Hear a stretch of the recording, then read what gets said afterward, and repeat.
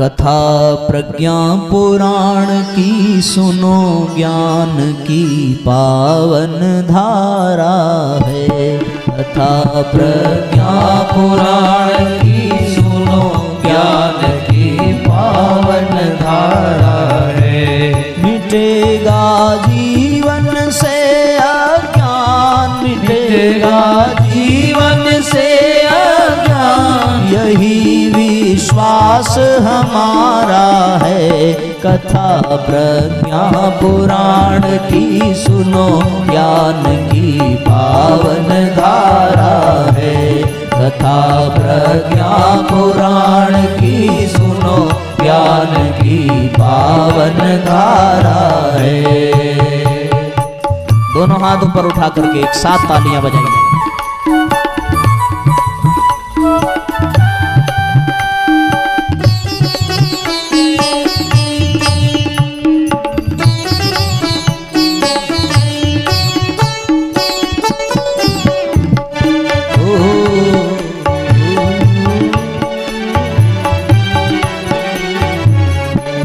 रचयिता इसके हैं युग व्यास, किया है जिनने ज्ञान प्रकाश। रचयिता है इसके युग व्यास, ज्ञान का जिनने किया प्रयास।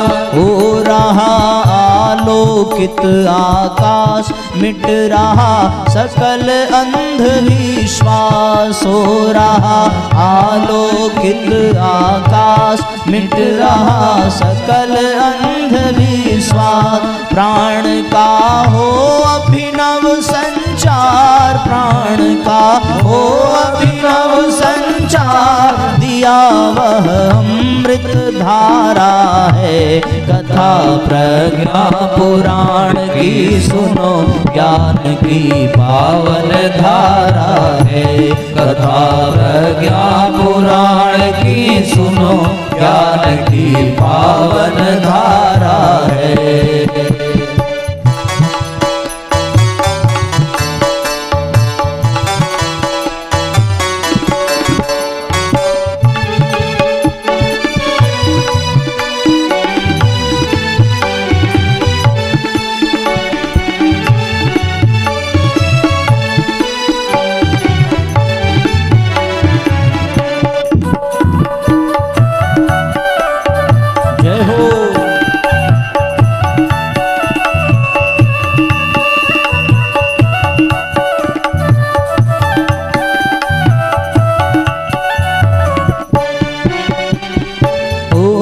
कथा में गंगा गायत्री, कथा में राम और सीता। कथा में गंगा गायत्री, कथा में राम और सीता। समाहित सविता सावित्री, पिरोए कृष्ण और गीता। समाहित सविता सावित्री, पिरोए कृष्ण और गीता। करे निर्मल मति विमल सुजान, करे निर्मल मति विमल सुजान, बढ़ाती भाईचारा है। कथा प्रज्ञा पुराण की सुनो, ज्ञान की पावन धारा है।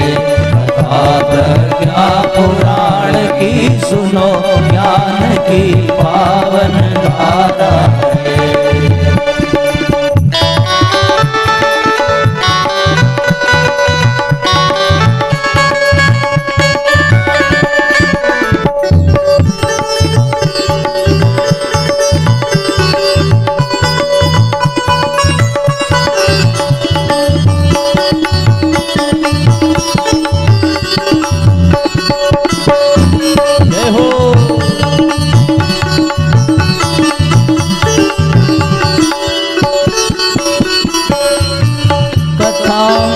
मीरा की श्रद्धा भरा है तुलसी का विश्वास। कथा में मीरा की श्रद्धा भरा है तुलसी का विश्वास। संत गुरु नानक और कबीर कबीर, भक्ति के पूज्य भक्त रैदास। संत गुरु नानक और कबीर, भक्ति के पूज्य भक्त रैदास। सभी के जीवन शिक्षण का, सभी के जीवन शिक्षण का अलौकिक संगम न्यारा है। कथा प्रज्ञा पुराण की सुनो, ज्ञान की पावन धारा है। कथा प्रज्ञा पुराण की सुनो, ज्ञान की पावन धारा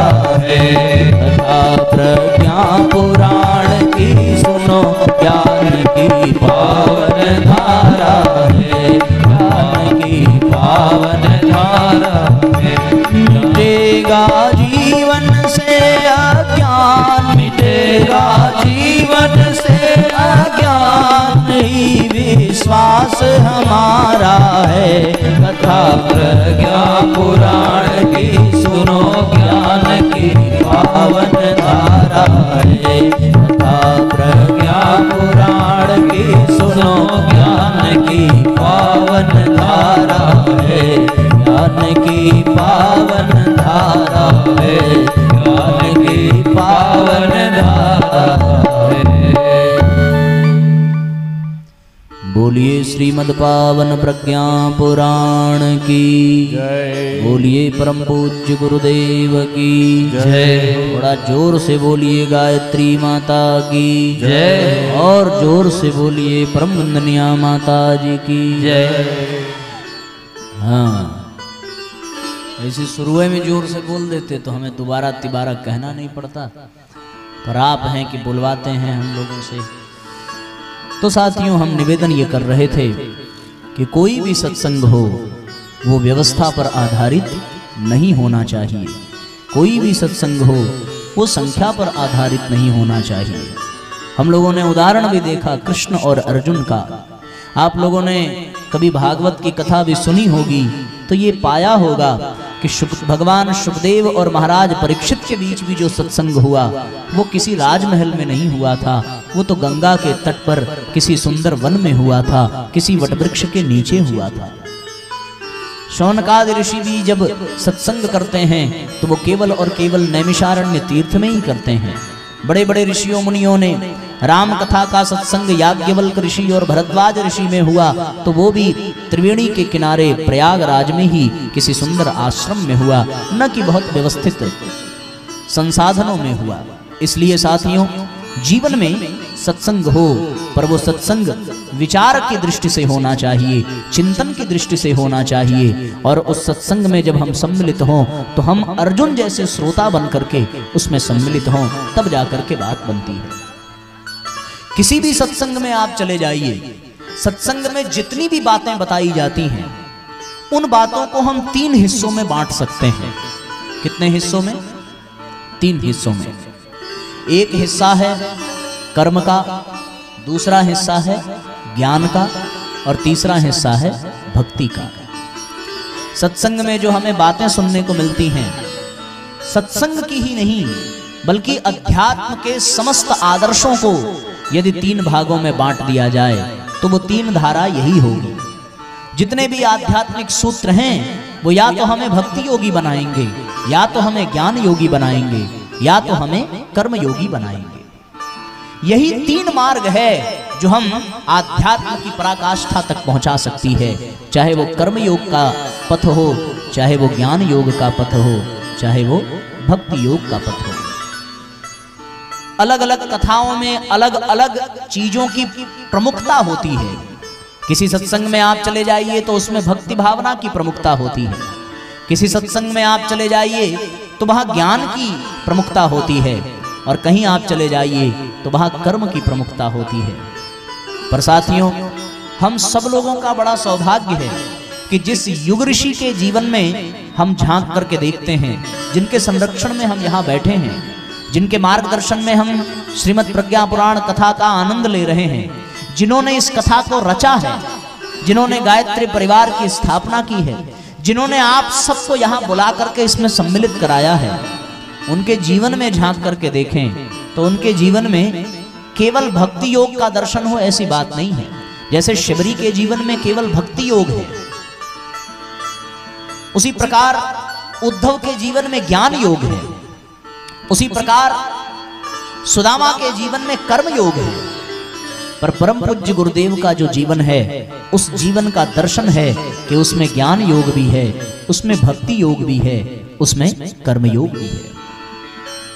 आप लोगों को ये जानकारी होनी चाहिए, होगी भी, फिर भी मैं संकेत कर दूं कि परम पूज्य गुरुदेव जब अपनी साधना की कोठरी में तप कर रहे थे, तो फिर तप करते समय, जप करते समय घी से जले हुए अखंड दीपक से प्रकाश का एक पुंज फूटा और उसमें उनके गुरुदेव यानी हम लोगों के दादा गुरुदेव जो नंदनवन में निवास करते हैं, जिसकी चर्चा हमने प्रारंभ में की थी, जहां सशरीर कोई पहुंच नहीं सकता, उस नंदनवन के निवासी दादा गुरुदेव परम पूजनीय, परम आदरणीय, परम श्रद्धेय, प्रातः स्मरणीय सर्वेश्वरानंद जी उस प्रकाश पुंज से प्रकट हुए और उन्होंने परम पूज्य गुरुदेव के पिछले 3 जन्मों का दर्शन कराया कि बेटे हम तुम्हारे साथ इस युग में, किस युग में, इस युग में पिछले 3 जन्मों से तुम्हारा हमारा साथ है।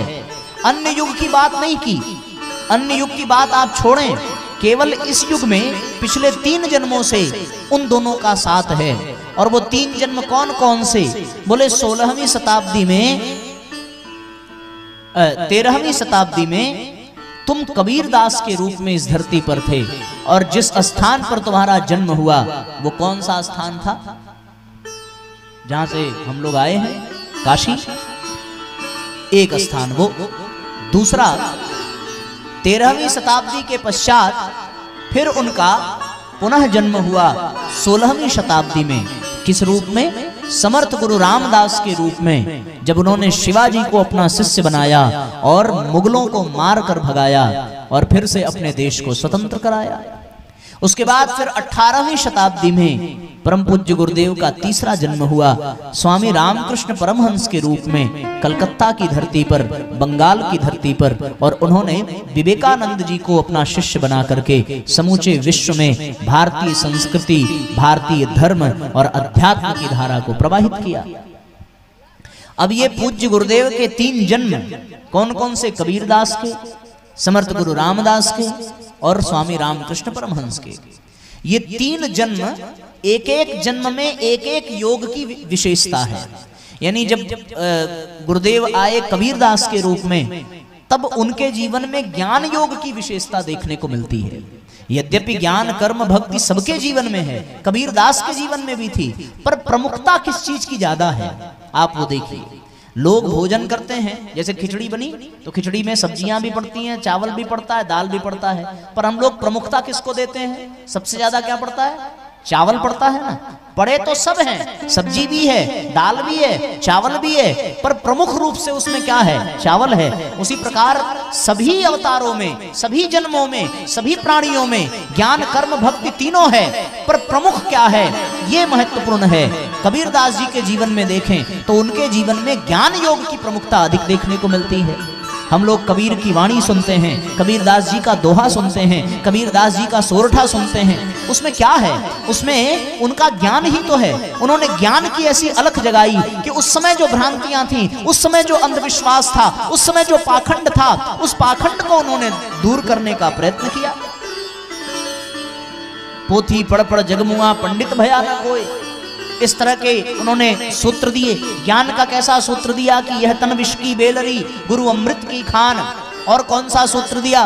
मैं कितने उनके दोहे आपको सुना दूं, पर इन सब का सार यही है कि जीवन में उनके ज्ञान की प्रमुखता थी और उन्होंने ज्ञान को माध्यम बना करके समाज में परिवर्तन की एक आधारशिला रखी। किसने रखी? कबीरदास जी ने।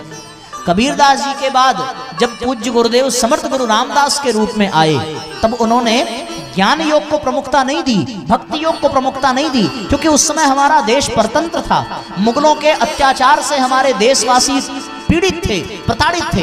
उन्होंने कहा अब ज्ञान का उपदेश देने से बात नहीं चलेगी, अब भक्ति में आंखों से आंसू बहाना इससे काम नहीं चलेगा, अब तो कर्म करना पड़ेगा। और उन्होंने कर्म योग को प्रमुखता दी और कर्म योग को प्रमुखता देकर के जगह जगह हनुमान जी के मंदिर बनाए, जगह जगह व्यायाम शालाएं बनाई। और कहते हैं साथियों 750 गांव में हनुमान मंदिर बनाया उन्होंने, और 750 गांव में उन्होंने सृजन सैनिक तैयार किए। उन सब सैनिकों को एकत्रित करके शिवाजी को उसका मुखिया बनाया और उन्होंने बड़े बड़े किलों को उन मुगलों से छीन लिया और अपने देश को स्वतंत्रता प्रदान करने में अहम भूमिका निभाई।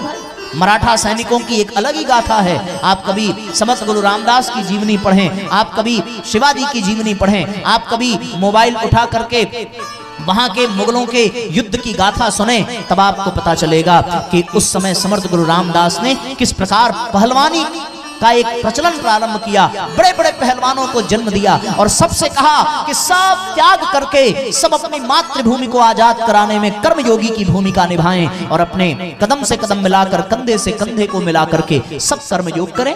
और सबने निस्वार्थ भाव से समर्पित होकर के राष्ट्र के उत्थान के लिए, समाज के कल्याण के लिए कर्मयोग को आधार बनाया। तो समर्थ गुरु रामदास के जीवन में किस बात की प्रमुखता थी? बोलो भाई, जरा जोर से बोलो। हाँ, हम बीच बीच में पूछेंगे, जवाब देना पड़ेगा, क्योंकि आप इस समय हमारे क्या हैं? स्टूडेंट हैं, और हम आपके क्या हैं? हाँ, टीचर ही समझिएगा, तब बात बनेगी। तो टीचर क्या करता? बीच बीच में पूछता है कि नहीं पूछता? तो चलो बताओ बच्चों, कबीरदास जी के जीवन में क्या प्रमुख था? चलो, डिक्टेंशन मार्क से आप लोग पास हो गए। दूसरा प्रश्न, समर्थ गुरु रामदास के जीवन में किस बात की प्रमुखता थी? और जोर से। हाँ, ये बात। फिर गुरु जी का तीसरा जन्म हुआ, किस रूप में? स्वामी रामकृष्ण परमहंस के रूप में। अब की बार इन्होंने ज्ञान योग को प्रमुखता नहीं दी, अब की बार इन्होंने कर्म योग को प्रमुखता नहीं दी, अब की बार इन्होंने किसको प्रमुखता दी? अब की बार इन्होंने भक्ति योग को प्रमुखता दी। कहते हैं साहब, स्वामी रामकृष्ण परमहंस जब भोग लगाते थे तो मंदिर के गर्भगृह में माँ काली साक्षात प्रकट हो जाती थी और प्रकट होकर के उनके साथ बैठकर के भोजन करती थी।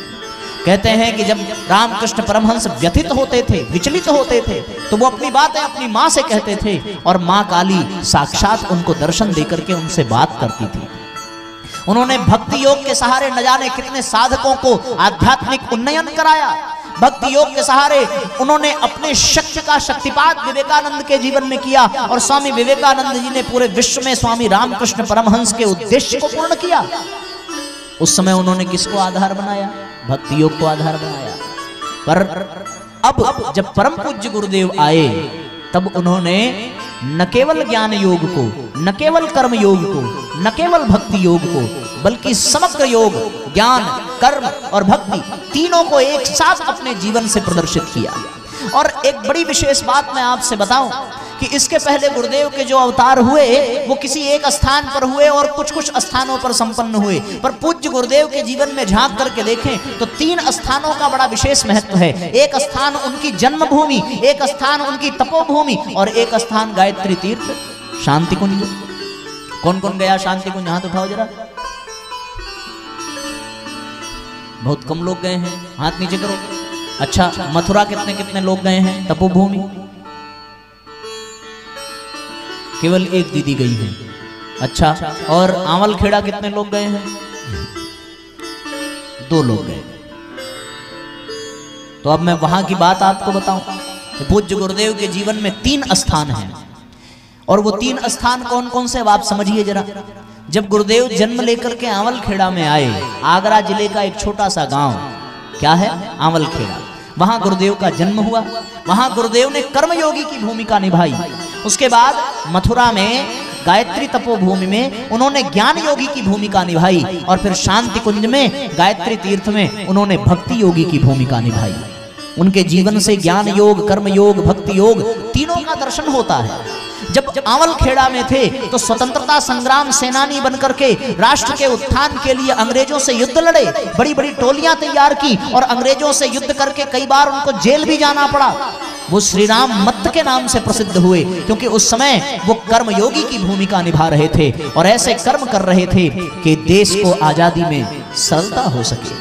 आज आगरा जिले के स्वतंत्रता संग्राम सेनानियों के इतिहास को उठा करके देखें तो उनमें परम पूज्य गुरुदेव का नाम सर्वोपरि है। कई सरकारी पुरस्कार परम पूज्य गुरुदेव को प्रदान किए गए। क्यों किए गए? क्योंकि वहां उन्होंने कर्मयोगी की भूमिका निभाई। अंग्रेजों से युद्ध लड़ते लड़ते उनको कई बार प्रताड़ित किया गया, डंडों से अंग्रेजों ने पीटा, फिर भी कहते हैं साहब कि अपने झंडे को, भारत के झंडे को उन्होंने गिरने नहीं दिया, दांत में दबाए रखा, दांत टूट गए, लेकिन गुरुदेव ने झंडे को झुकने नहीं दिया। ये कौन कर सकता है? ये कर्मयोगी कर सकता है।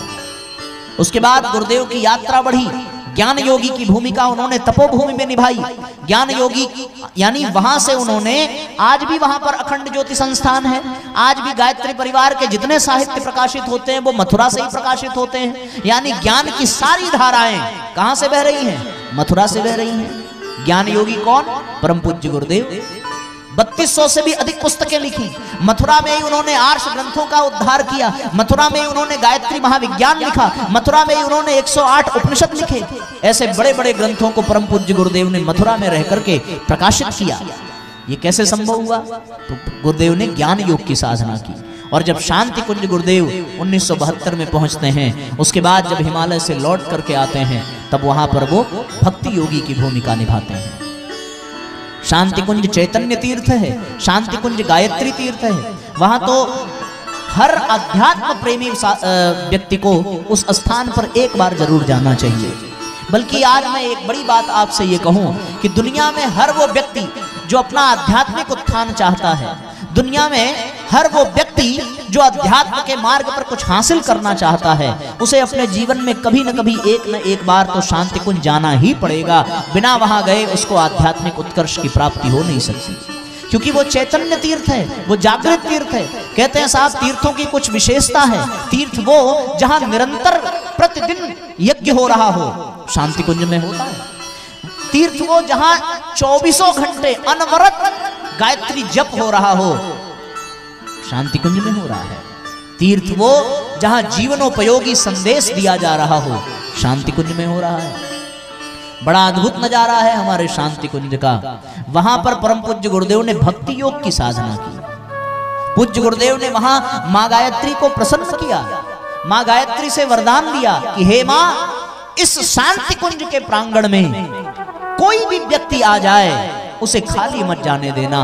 वो जब यहां से लौट करके अपने घर पहुंचे तो सुदामा के तरीके से उसकी झोली भरी रहनी चाहिए। मां गायत्री से उन्होंने साक्षात्कार किया है। शांति कुंज में पूज्य गुरुदेव गायत्री मय हो गए। शांति कुंज में पूज्य गुरुदेव गायत्री में विलीन हो गए। उन्होंने स्थूल शरीर का भी त्याग वहीं किया, सूक्ष्म शरीर में गुरुदेव प्रवेश करते हैं और अब तो गुरुदेव कारण शरीर की यात्रा पर चलने की तैयारी कर रहे हैं। ये साथियों कैसे संभव हुआ? वहां उन्होंने भक्ति योग को महत्व दिया। तो गुरुदेव के जीवन में ज्ञान योग, गुरुदेव के जीवन में कर्म योग, गुरुदेव के जीवन में भक्ति योग। शांति कुंज की आइए एक मानसिक यात्रा करें।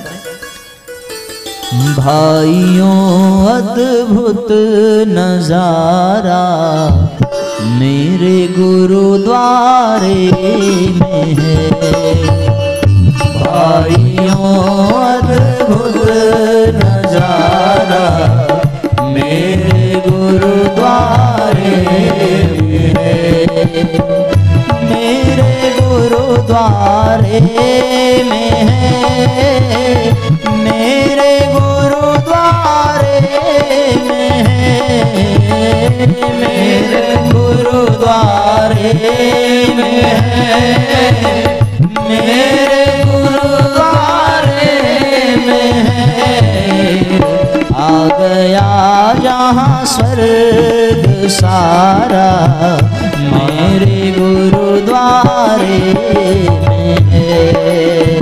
आ गया जहाँ स्वर्ग सारा मेरे गुरुद्वारे में है। सभी भावपूर्वक तालियां बजाइए और शांति कुंज की मानसिक यात्रा करिए।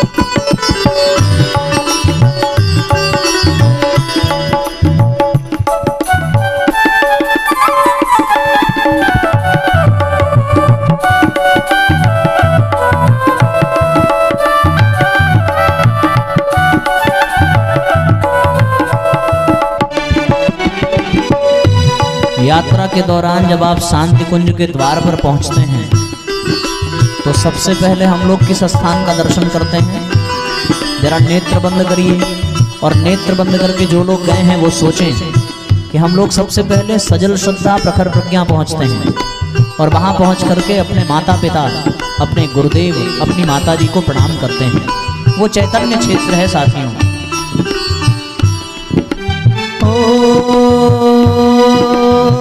प्रखर प्रज्ञा सजल श्रद्धा का जहाँ चैतन्य परिसर, प्रखर प्रज्ञा सजल श्रद्धा का जहाँ चैतन्य परिसर, जप रहा है मंत्र गायत्री जहाँ प्रत्येक कण कण, जप रहा है मंत्र गायत्री जहाँ प्रत्येक कण कण, पढ़ रही है नित्य यज्ञ में लोकहित में आहुति, पढ़ रही है नित्य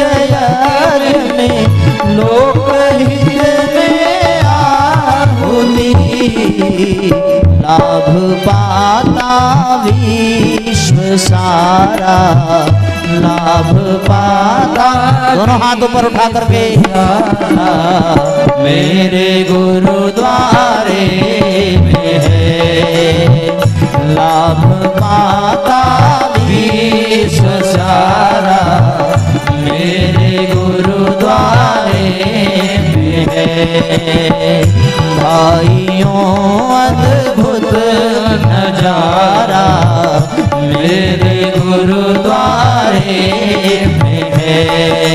जय हो।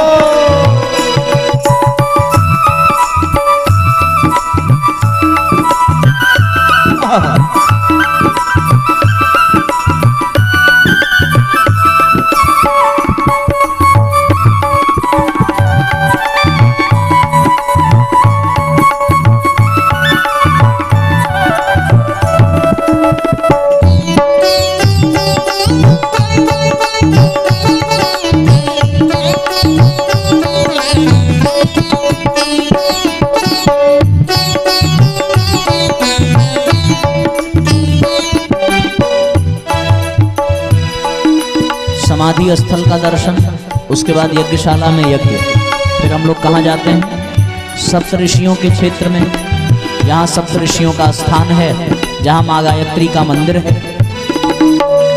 सप्त ऋषियों की सदा जहाँ चल रही है परंपरा, सप्त ऋषियों की सदा जहाँ चल रही है परंपरा, त्याग तप और प्रेम से सिंचित जहाँ है वसुंधरा, त्याग तप और प्रेम से सिंचित जहाँ है वसुंधरा, मात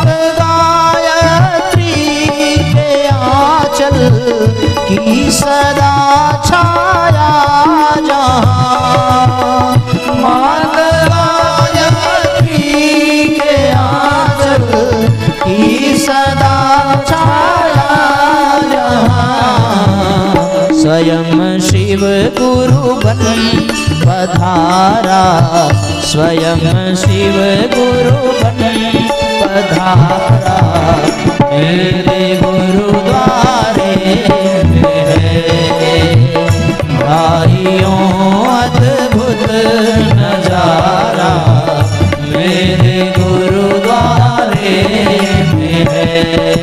जय हो।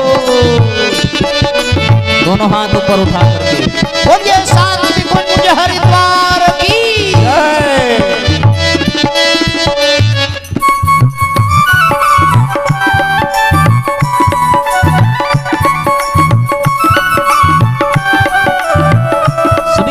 तालियां बजाइए।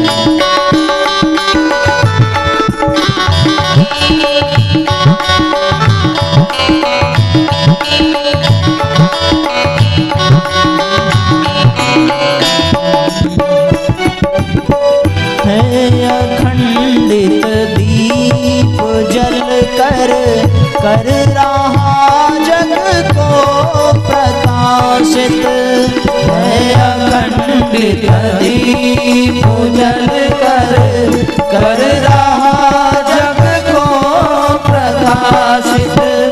ब्रह्म कमल खिला जहाँ जिस से हुआ यह जग प्रकाशित।